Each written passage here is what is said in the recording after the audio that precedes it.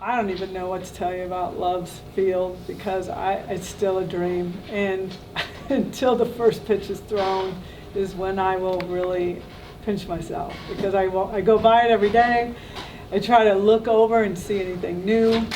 I did get down on the ground floor when I wasn't supposed to, but I couldn't help it. And it is an absolute wow factor. Empty, I can't even imagine when you get excited Sooner fans in there what this is going to be like.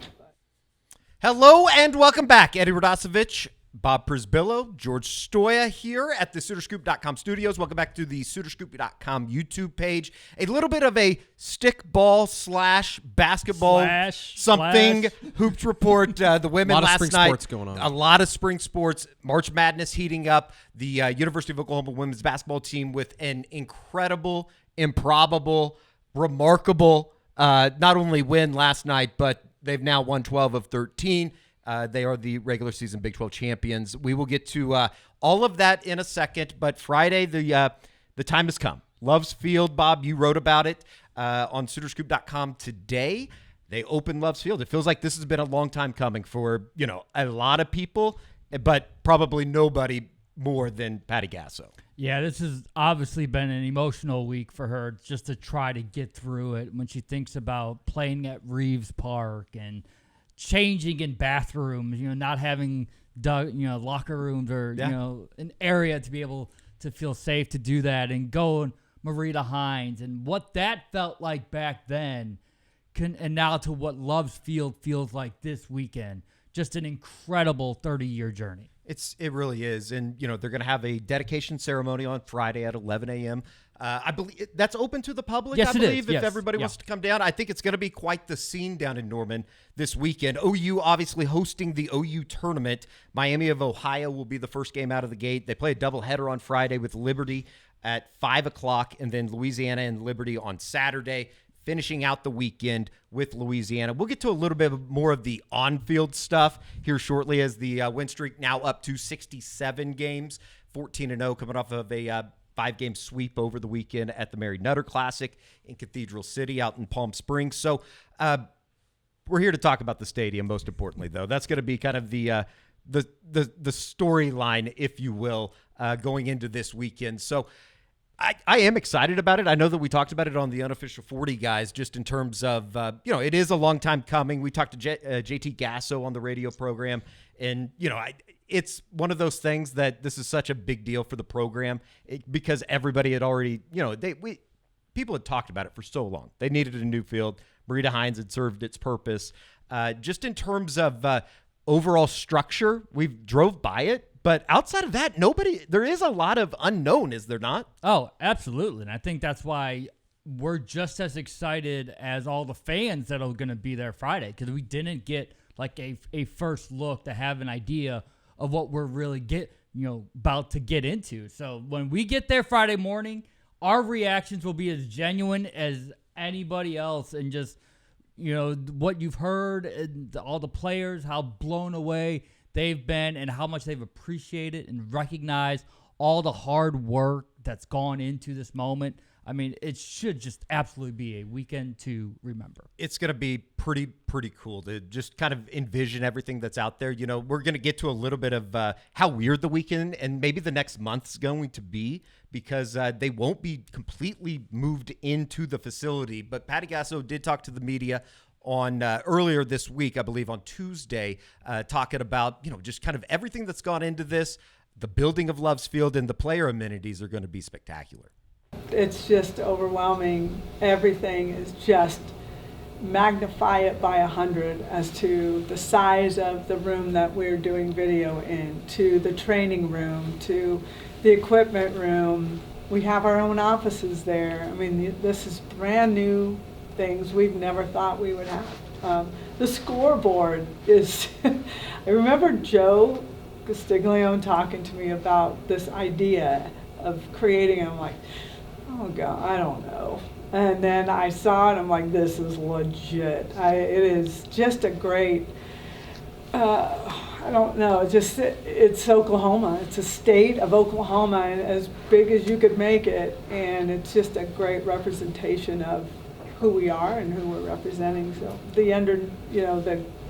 the girls' amenities, the athletes' amenities are not even done yet, but I think they may not be able to see it, but that's going to be something that's going to really change recruiting. And I don't know, I'm so excited, but it's still not completely done. So I am still as excited as everybody else. It's a little bit funny listening to her talk about, oh, and by the way, we might be able to recruit a little bit better, even though they are Oklahoma and they are the powerhouse right now in the softball world. But it is going to be kind of fun to see.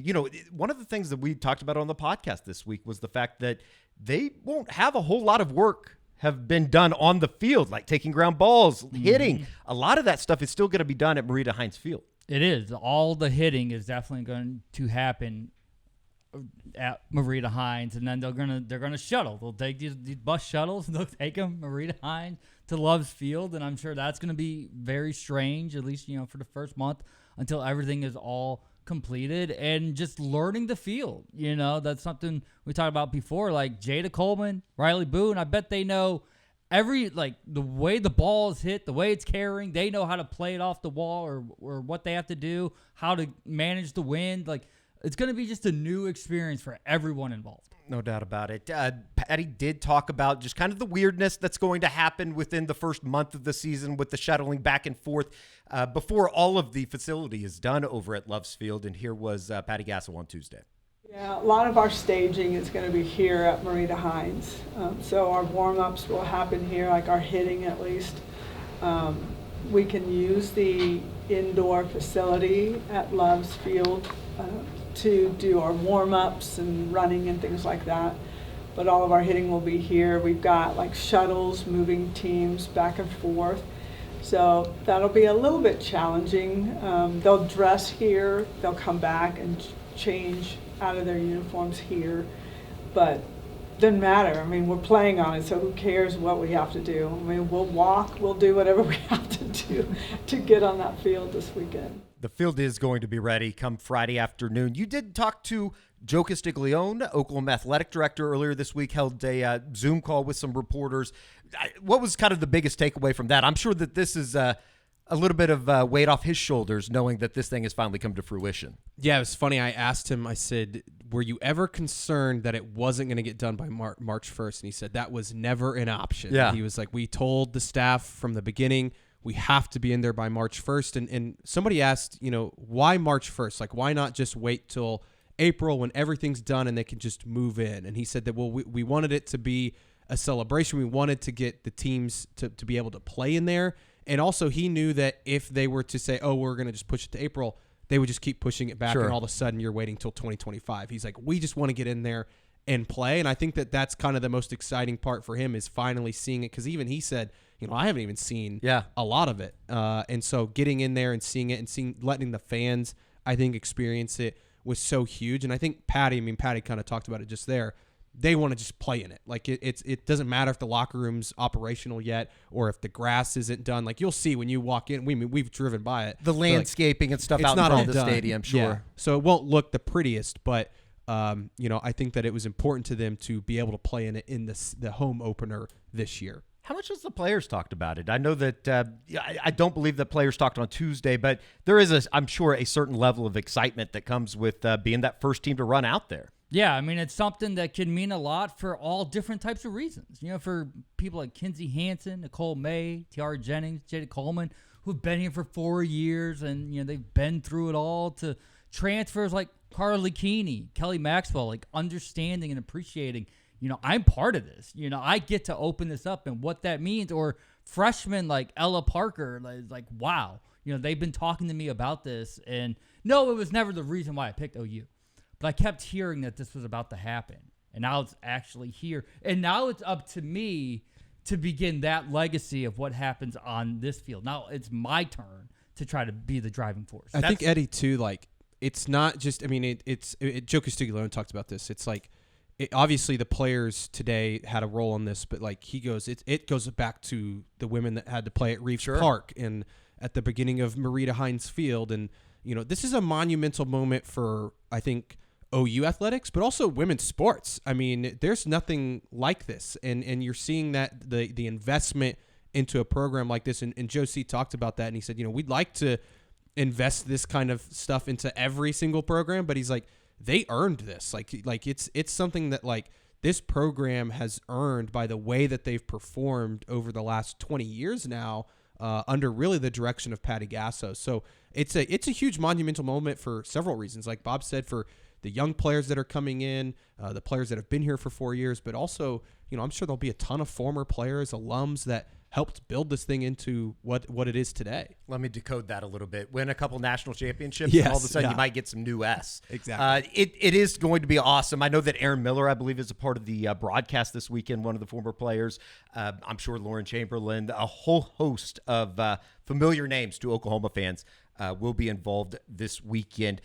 By the way, right here on the SoonerScoop.com YouTube channel, this week's family business pertaining to OU softball. Jackie Livingston, the director of softball operations for OU, joined Isaac Stoops as well as Joe Castiglione Jr. talking about kind of everything and behind the scenes of not only just what's going on within the program, but obviously the building of Love's Field. So make sure you check that out. That is right up here on the SoonerScoop.com YouTube channel. As for play on the field, Oklahoma coming off of a 5-game weekend out at the Mary Nutter.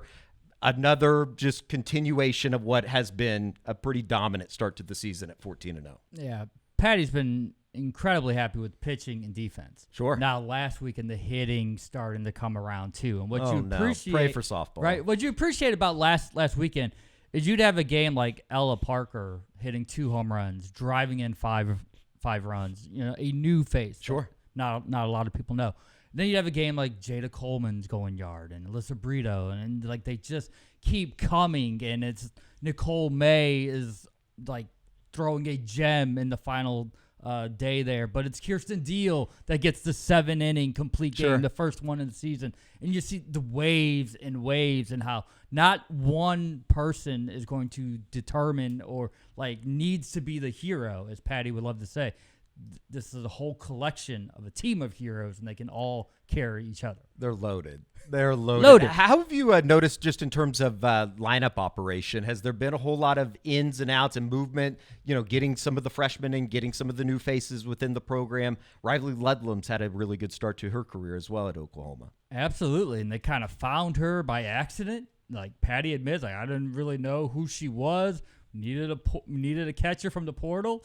Let's see where this takes us. And Riley mentioned not believing that it was Patty on the phone. Yeah. Like, who is this? Who is this a prank call? Yeah, Did you star who is 6-7 this? me? And, and she's done a tremendous job of filling in and also pinch hitting. Just whenever her number's being called, she's ready for that moment.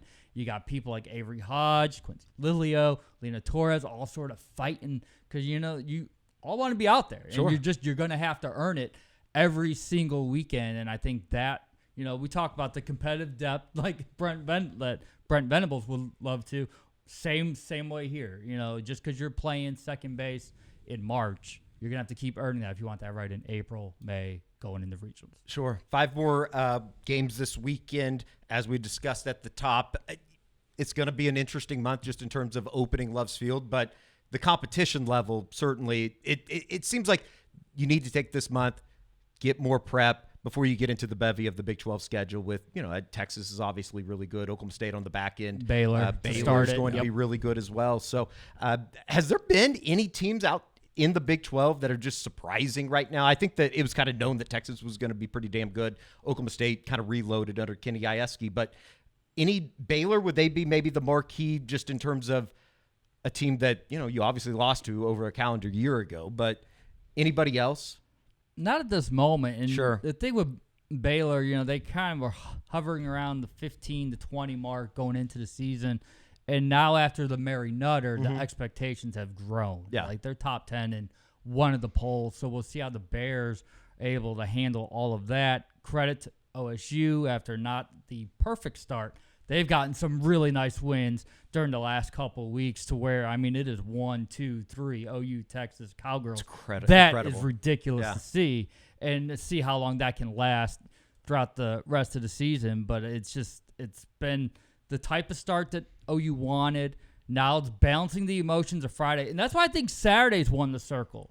Maybe adrenaline gets you through Friday. Sure. But after 2 games and a ceremony, dedication, celebration, what's that emotion going to look like Saturday? Yeah, that come down after, what is going to be a pretty monumental day in Norman on Friday. I'm excited about it. I know that I think we're all 3 going to be over there. We'll all be up at Love's Field, so it's going to be cool. I know that you had asked Patty to and wrote about it today, just in terms of the Love's commitment to the University of Oklahoma softball program. They were close, but it was the Love's family that kind of put them over the top to get this thing built. That $12 million donation put it over the top, and just mentioned how the Love family and Gasso and really the entire program, how their values align together. And that's what made this partnership come together so quickly and so smoothly. It's like once they all got to know each other, it's like, I'm hearing you, I'm listening, you're right, and I agree with you. And it's like all these core values of what I feel as a person, you feel that too.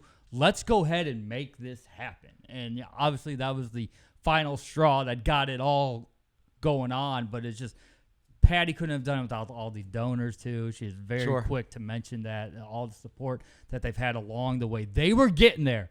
It might not have been 2024, but they were going to get there just based on the rabid support that this program is being shown across the nation, not just here in the state, but wherever they go, they're treated like rock stars, treated like royalty. They've earned that right. They're the Beatles in a way.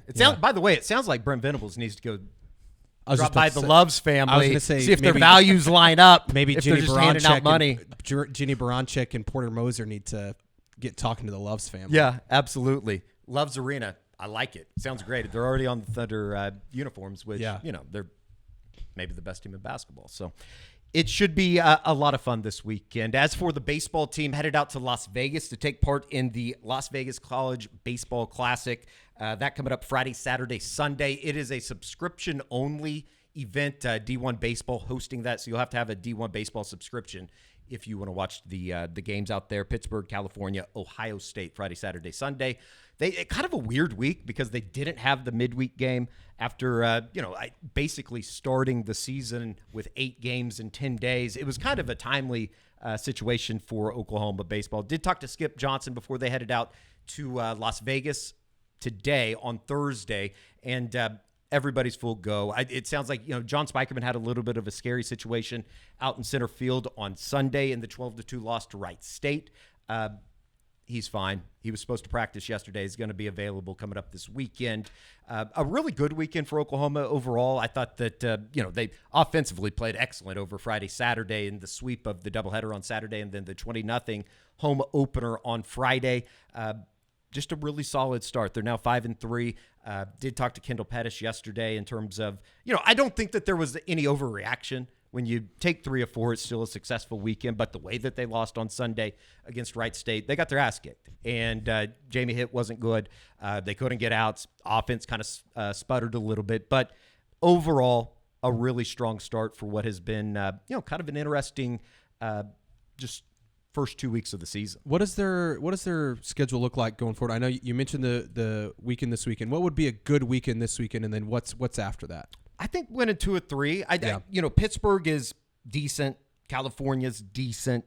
I know that Skip yesterday talked about the Friday starter for Pittsburgh, who they'll see come Friday afternoon. I think that he's pretty good. 92, 97 mile per hour fastball. Sounds like he has a lot of scouts that are kind of after him. But Cal's played pretty well. I think that they snuck into the NCAA tournament. Cal's such an interesting just program in general. It seemed like yesterday, and we're not too far removed from the people in Berkeley basically trying to eliminate the sport, and they had to raise a bunch of money and get the thing basically to stay. So Ohio State will be. They're usually decent. I don't think they're an NCAA tournament team or anything like that. If you come out of there with 3 wins, it's a really good weekend. But I think 2 or 3 is probably the most, I don't know, recommended, if you will. It is weird. It is kind of crazy that you go to Vegas this weekend, you play Wichita State next Tuesday, and then all of a sudden you look up, you got Big 12 baseball. I was about to say, Big 12 conference plays right around yeah, the Central corner. Florida comes in next weekend to L. Mitchell, March 8th, 9th, 10th for the start of Big 12 play, the start of the conference Is season. UCF any good at baseball? I don't know anything They're about actually off, UCF baseball. The only thing I know about Central Florida baseball, we'll have to do a little bit of studying in between now and then, but I do think that they're off to like one of the best starts in school history. Well, there you go. Well, I think they're 6-0. Yeah. So they might be a pretty decent team. I would imagine that you don't have much of an excuse not to have a good baseball team in Orlando, Florida. Yeah. A game at O'Brate coming up on March 12th. That's obviously one of the non-conference games that Oklahoma and Oklahoma State play. That's in Norman. That's at L. Mitchell. So we shall see. I don't know. It's, it is kind of interesting. I asked Skip yesterday, the steal numbers are kind of down this year as opposed to, or as in comparison to what they have been over the last couple years. Obviously the chaos moniker was something that the national runner-up team took to Omaha with them. I just think it's simply, it's a couple things that go into it. You need base runners.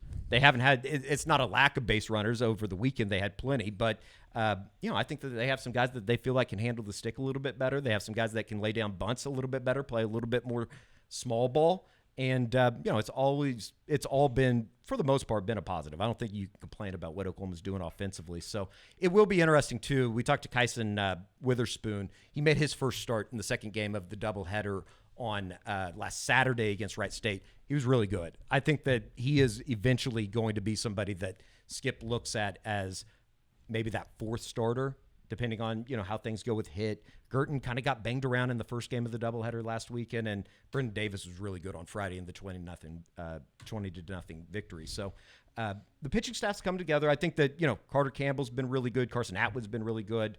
I think they want to get more work for somebody like a Ryan Lambert, specifically in the 8th and possibly 9th inning as the closer. And then, you have Will Karsten. I mean, a bunch of guys that have thrown a lot of innings. Jet Lotus pitched pretty well over the weekend on Friday night. So it's been overall pretty good. And I think that, if you're pissed or mad or upset that OU's not in the top 25 yet, it'll all take care of itself. That's actually one of my questions. Yeah, it'll all take care of itself. Keep winning games, keep stacking series, taking 2 or 3 on the weekends, and you'll be fine. And then what about the return of McKenzie? Yeah, he was great. And I think that more than anything, just getting him back onto the field was important just in terms of getting a guy that's been around the program for a while. He's one of the veteran guys in the clubhouse. He can play just about every position.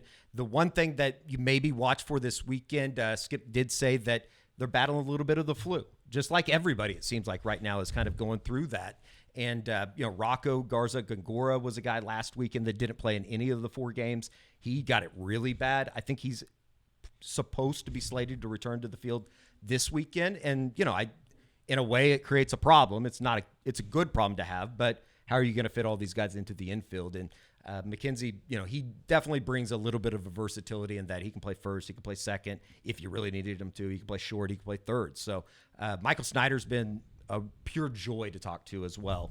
I think I mentioned it last week on the Stickball report that the guy that they brought in from Washington, he's been excellent in the field and a pretty veteran bat, which, is kind of one of those bonuses when you go through the transfer portal. So, Eddie, can I just say, you're really good at talking about baseball. Yeah. You should maybe start like a baseball podcast. I don't know about that. I think you could talk for hours about baseball. I don't know about that. Well, I drank a Red Bull earlier and you showed up. You just went, dude. That was awesome. I do a radio show too. Yeah. So I got to fill a lot of time when we're not talking about J6.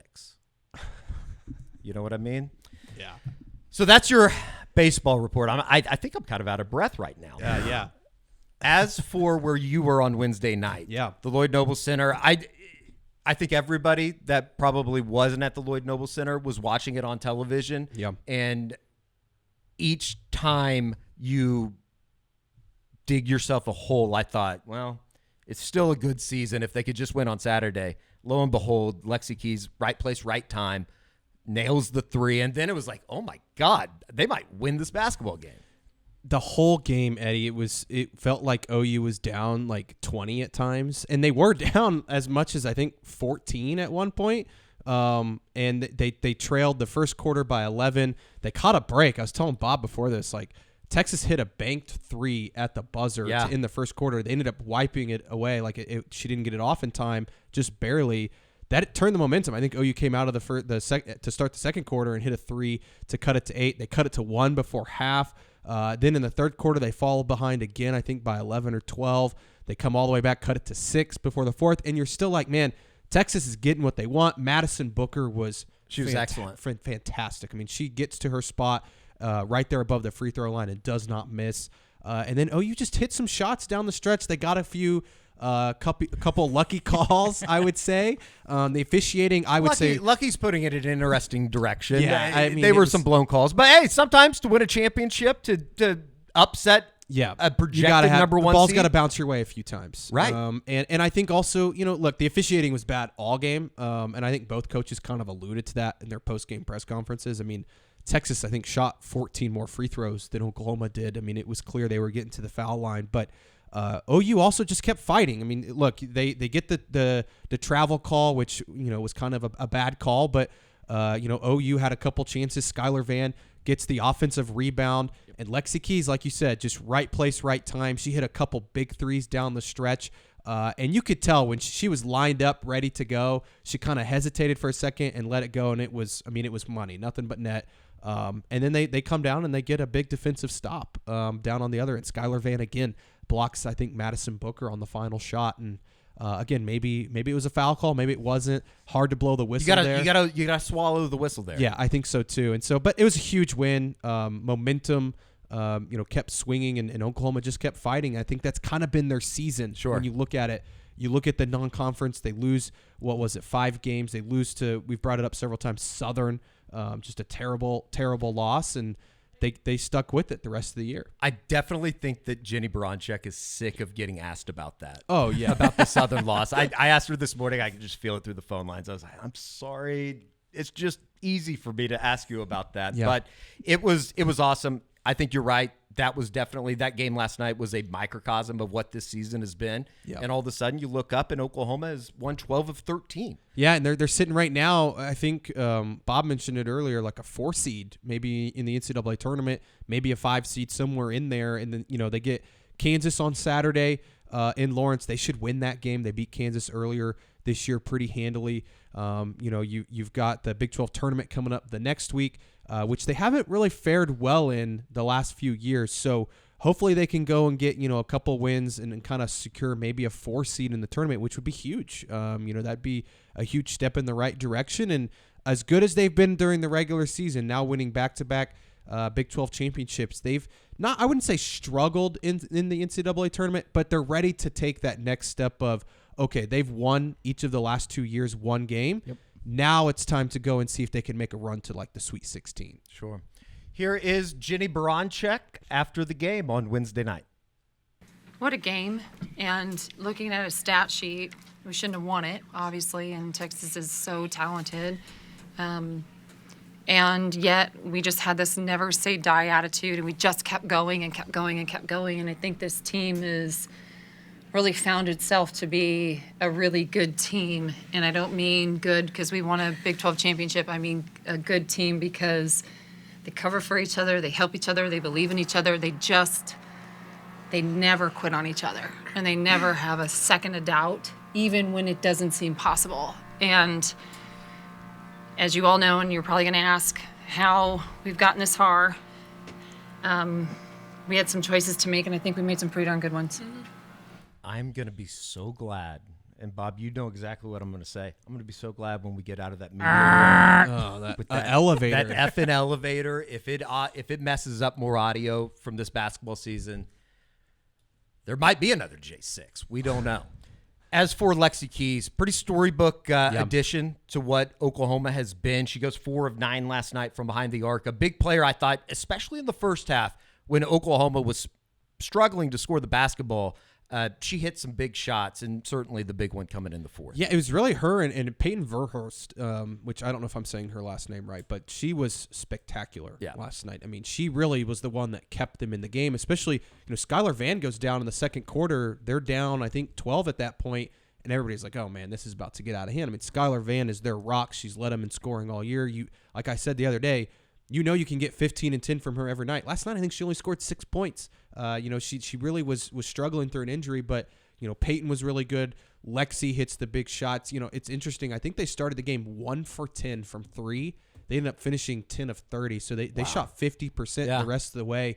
And I think that talks about this team is even as bad as they were shooting, as bad as they were playing, they stuck to their game plan. They kept letting it fly. They weren't afraid to take big shots, and I think that's kind of the definition of this team and why they've been so successful is they don't waver when things don't go their way. Kind of sounds like your game a little bit. Just keep shooting. Oh, yeah. They'll fall at some point. Definitely. One time I remember my high school coach was like, George, you're not making your shots. Why do you keep shooting? I was like, Coach, shoot or shoot, man. That's what you got to do. And he's like, well, you need to stop shooting. So I stopped. That's sounds about how you don't win 5A right there. Yeah. All right. Well, I did think Beatrice Coulton, she came in for Skylar Van when she had the injury. And I thought that, her box score probably doesn't look like she contributed a whole lot, but those 22 minutes, she grabbed some big big rebounds during that period. Look at the rebounding numbers. I think it was 47-30 in favor of OU. I think OU had how many offensive rebounds? Like maybe 20? 21. 21, and I think Texas only had 5. Yeah. And so they really, and as big as Texas is, Texas is a big basketball team. They've got some tall girls, some physical players. OU dominated the boards, and that really was the difference. I think they had like 13 second chance points. And that was, again, OU's been as good as they are a shooting team, and people will say, oh, man, they can really shoot the rock. They are really good at getting some offensive rebounds for a team that really doesn't have a whole lot of size, right? No, they're not. Look at Tot. She's 5'3". Yeah. She led the whole game in rebounds. She had 10 rebounds last night. She's 5'3". It's crazy. That's insane. And she kind of runs everything for OU. Again, her box score won't always pop, but she runs the pace. She keeps things going. And she's really good when the shot clock gets down, close to 0. She's able to create something, get somebody open. Been some big late game performances for Oklahoma on the men's and women's side. Obviously, Javion McCollum last weekend in Stillwater. Lexy Keys was the kind of the hero of the game, if you will, on Wednesday night, and here she is talking to the media afterwards. Honestly, I think I ended up in the right place, the right time getting there, but I think we just continue to, as a team, just keep playing hard. And we've been talking about in practice, just finish plays, and I think that was a gutsy win on everyone's part. So I think I just happened to be there, and they were giving me confidence, just keep shooting. So I think, honestly, right time, or right place, right time, but amazing save by Sky. Absolutely amazing save. Oklahoma now 21-7 on the year, 15-2. They've wrapped up the outright regular season title. They'll be the number 1 seed in Kansas City come next week when the women's Big 12 basketball tournament begins up in KC Mo. What do you get out of this last game here?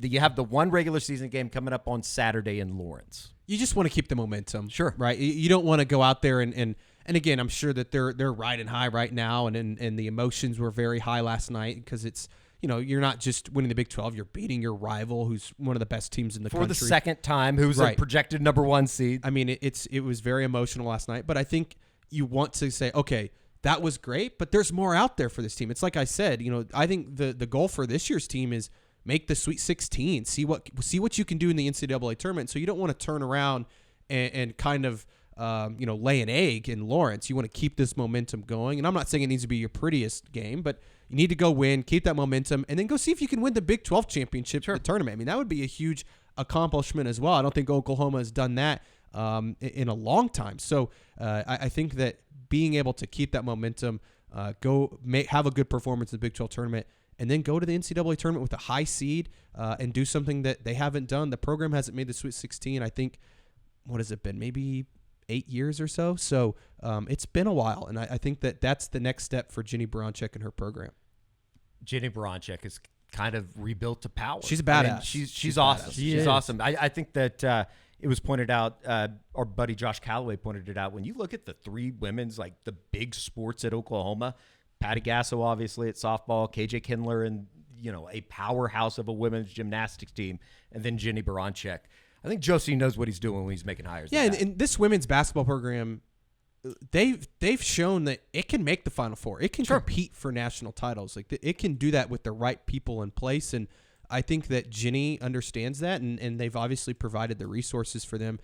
I think that they need to get a new arena, which is the same thing that, you guys have had the same discussion for men's basketball. But, I think that Jennie has run this the right way, and she talks a lot about fan engagement and getting people to the games. It was a really good crowd again last night. And so I think that people are really starting to buy into this thing. And like I said, I think that as long as they keep trending in this direction, I think Jennie's going to be here a while, and they're going to win a lot of basketball games. And as she said on Tuesday, talking about Jennie Baranczyk, they're relatively young. There's a lot of players that can not just a lot of those players girls back. They can come back next year. So Skylar Van and a host of others. Lexy Keys, Verhorst is back. Who else? Tot can come back. Sure. She's got a COVID year. And then all the freshmen that are you got playing Liz right now. Scott, who missed the whole year on injury. I mean, she was supposed to be their leading scorer this year. So she should be back. And you have Sahara Williams, who's a true freshman, McDonald's All-American, who's spectacular. So surely Jennie Baranczyk's going to win Coach of the Year in the Big 12, right? I mean, yeah, I would assume so. Big 12, yeah, definitely. Maybe she should be National Coach of the Year. I'm sure. I wouldn't be shocked if she's. I could coach the South Carolina. I wouldn't be shocked if she's like a semifinalist for some sort of National Coach of the Year award. That'd be cool. Yeah, that name. I think it's named after Pat Summitt. Pat Summitt Award. Does that sound right? I think that sounds right. I literally just made that up. So we'll see. The vibe's good. All right, let's bring them down. Oklahoma men's basketball on Wednesday night.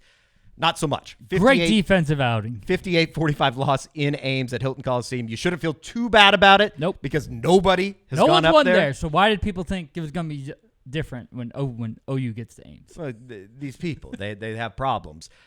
In terms of offensive performances, it wasn't good. I don't think anybody's going to sit here and say it wasn't. I have noticed, though, that, and I think it's probably like you, Bob, there are situations or there are moments within a game that when things slow down and you have to execute in the half court, Oklahoma cannot do. And I think that you look at the end of the first half in Norman against Kansas. Texas was kind of the same thing. Again, on Wednesday night, you have a 20-16 lead going into the final closing or the final stanza of the first half, and all of a sudden you look up, 9-0 run, you're down by 5 at halftime, 25-20. And you sort of knew it was over at that point. That it was just the offense didn't show up. Porter Moser mentions we got to make at least 10 threes to try to compete in this one. They go 0 in the first half. They make 3 in the second half, but by then it's far too little, far too late. No one scores more than 9 points. So it just wasn't clicking. But the only reason I say give credit, if they play defense like that on Saturday against Houston, it's going to be a game. Sure. We know it's going to be an electric atmosphere regardless, with Kelvin Sampson and all the other Houston staffers coming back to town. But if they can keep that type of intensity into Saturday night, it's going to be a very fun evening. Saw some quotes coming out of Houston today. Kelvin Sampson had a Zoom call with the media and talked about it. He got emotional talking about Ryan Minor. Said that it's not just a regular game. This is going to be much different than a regular game. I'm excited about it. It's going to be a lot of fun on Saturday night. As for the next 3 games now for the regular season for Oklahoma, you have Houston, the number 1 team in the country, coming in on Saturday, and then next week you have Cincinnati, which I think we haven't talked about here, but it is going to be interesting to me to see the physicality that you saw last night in Ames, combined with the physicality coming up on Saturday against Houston. It's a must-win against Cincinnati, and it's against a Bearcat team that's struggling. So they are struggling. They've got to figure it out against Kansas State because they've been beat. They lost at home, OSU, and they have not looked good. They lost again. I mean, they played Houston at Houston on Monday. You're not going to win there, but I mean, they've taken it on the chin. How much fight do they still have left? I'm not saying OU's going to get a gift against the Bearcats. Sure. But next Tuesday, we know that's the one you circle. You've got to get number 20 there. If you don't pick it up Saturday somehow, number 20 has to come next Tuesday. You've got to get at least one of these. Are they safely in? Or do they have to win that game? It kind of depends on who you talk to, right? Yeah. I think that there's a lot of people around here that feel like 20 is kind of that barometer, and you get there, you feel pretty good about it. Get into the clubhouse at, what would that be, 8 and 10. 8 and 10. I think that should get you in. I know that the conversation out there right now on the net rating and some of the stuff that is Brownell from Clemson. Brad Brownell, win more games. Maybe beat NC State, Brad. Clemson. I understand it, though. OU, as well as a bunch of other Big 12 schools, were smart about the way that they formatted their non-conference schedule. I get the complaint that 7 of the Big 12 teams have non-conference records that are over 300, I believe.